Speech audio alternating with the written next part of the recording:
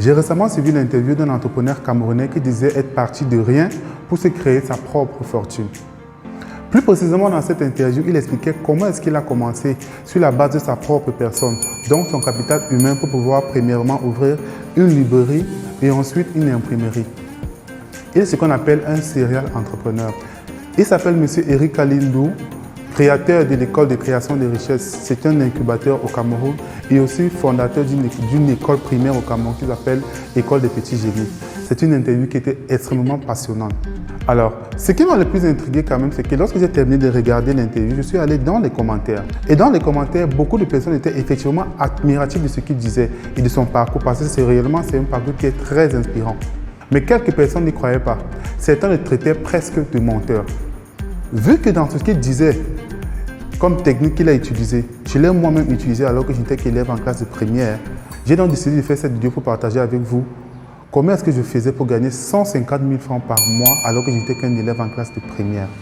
Je tiens déjà à rappeler que les techniques que j'ai utilisées à cette époque restent encore valables aujourd'hui.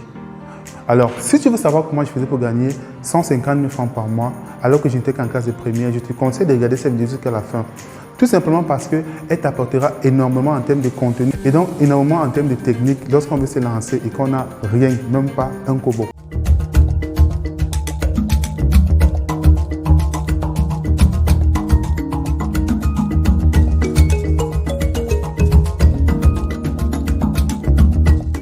Salut à toi, je m'appelle Paul Niabia et je te souhaite la bienvenue sur ma chaîne.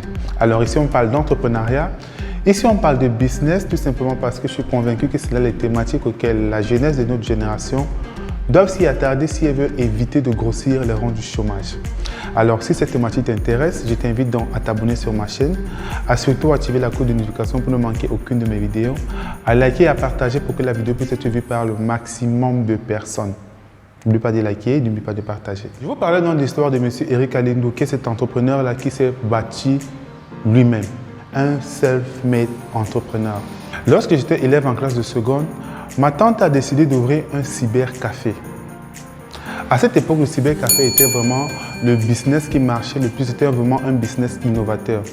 Lorsque moi j'étais petit, j'aimais bien me frotter au monde du travail, j'aimais bien cet environnement-là. Et donc chaque week-end, lorsque je n'avais rien à faire, j'y allais, même si je ne faisais rien. Rien que le fait d'être là comme ça, voilà, ça m'intéressait, ça me plaisait bien. Ce qui se passe donc, c'est que dans son environnement, elle se frottait beaucoup aux photographes.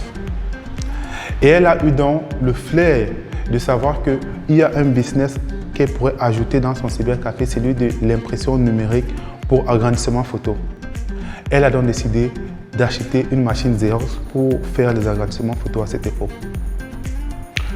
Coup de chance pour moi, ça tombe exactement pendant les vacances.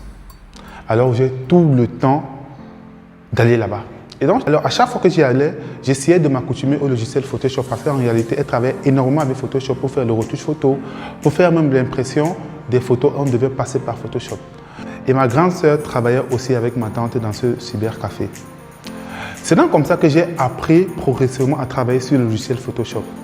Et donc, vous vous imaginez bien qu'un enfant de mon âge qui apprend à travailler sur le logiciel, il doit être complètement fou de joie parce que clairement, j'étais fou de joie. Donc, chaque fois que je rentrais au quartier, je m'évertuais à expliquer à mes camarades ce que je faisais là-bas réellement. Évidemment, ils ne comprenaient rien à tout mon charabia. Mais moi, je restais clairement content. Donc, un jour, j'ai décidé de faire une mosaïque. La mosaïque, c'est une photo sur laquelle on met le parent et puis les enfants autour. De toute façon, c'est une photo représentative de plusieurs personnes. J'ai donc fait ma mosaïque, je suis rentré au quartier avec.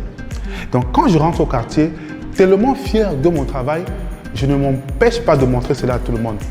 Je l'ai montré à pratiquement tout le quartier. Sans savoir ce que j'étais en train de faire, j'ai ouvert une brèche à finance pour moi.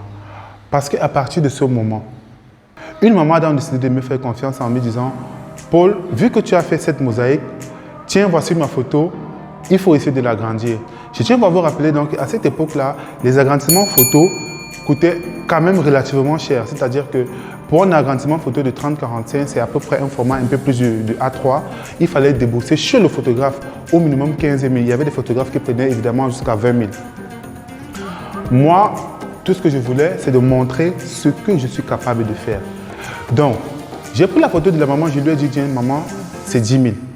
Et vraiment, quand je disais c'est 10 000, je lui ai donné un prix de façon spontanée.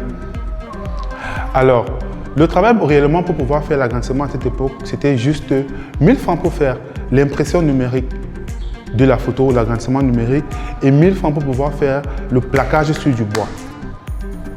Et dans les 10 000 francs, elle devait me faire une avance de 5 000.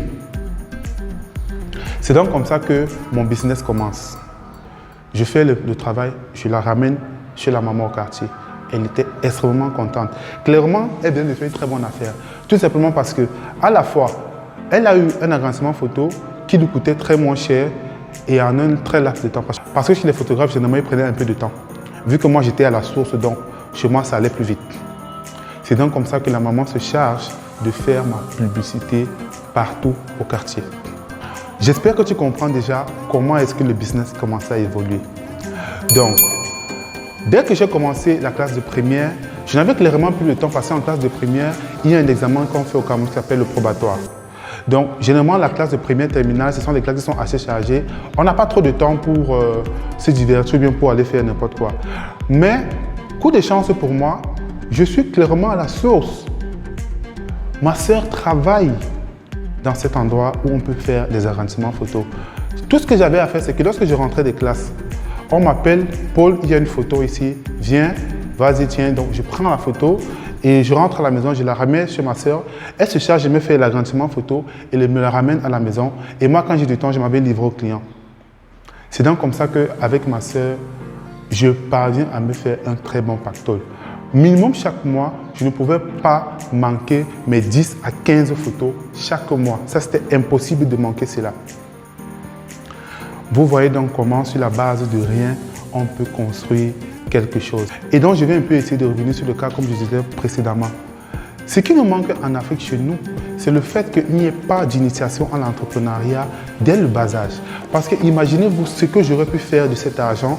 Lorsque j'étais en classe de première, clairement, je n'ai rien foutu avec parce que lorsque je prenais cet argent, je ne pouvais faire que m'acheter des fringues, manger et puis c'était tout. Et vous vous imaginez bien qu'à cette époque-là, voilà, lorsqu'on est dans un engrenage des enfants où on ne veut que s'amuser, ce qui fait en sorte que réellement, on ne connaît pas la valeur de l'argent. C'est un argent que j'avais de façon continue et de façon passive, c'est-à-dire que je ne faisais rien pour pouvoir recevoir ce genre de revenus chaque mois. Tout ce que j'avais à faire, c'est d'attendre qu'on m'appelle et puis on me dit, tiens, Paul, il y a une photo. Au Cameroun, il y a ce qu'on appelle les apacheurs. Les apacheurs sont ces gens-là qui sont dans les marchés, qui se chargent de faire la correspondance entre une boutique et le client qui cherche un produit. Donc, quand vous arrivez au marché, vous vous dites, je veux un... Généralement, les apacheurs, ils vont vers les clients en te demandant qu'est-ce que tu veux parce qu'ils ont les bonnes adresses.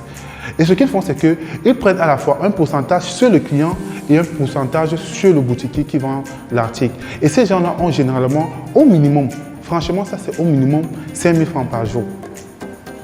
Est-ce que vous savez ce que l'on peut faire avec 5 000 francs par jour en un mois? Faites le compte, vous me dites combien est-ce que ça fait. Mais le fait qu'on n'ait pas cette éducation entrepreneuriale, de s'asseoir et de regarder réellement le flux d'argent qui traverse par nos mains chaque jour, fait en sorte qu'on ne fait que se plaindre et on ne réalise pas le potentiel qu'on a. Donc toi qui me regardes aujourd'hui, essaie de regarder ce qui se passe autour de toi. Qu'est-ce que tu peux faire autour de toi qui ne nécessite pas forcément que tu aies un apport en termes de capital? Parce que réellement, en termes d'entrepreneuriat, ce qui est le plus important, c'est toi, ta ressource humaine, ton capital humain. Tout ce qu'il faut faire, c'est de faire travailler ton mental. J'espère que cette vidéo t'a plu. J'espère que tu as pris assez d'informations pour pouvoir toi-même essayer de détecter dans ton environnement comment est-ce que tu peux détecter les éventuels business qui peuvent graviter autour de toi. Regarde bien, il y en a toujours. Je te remercie d'avoir regardé la vidéo jusqu'à la fin. On se retrouve dans une prochaine vidéo. C'était Paul Niabia.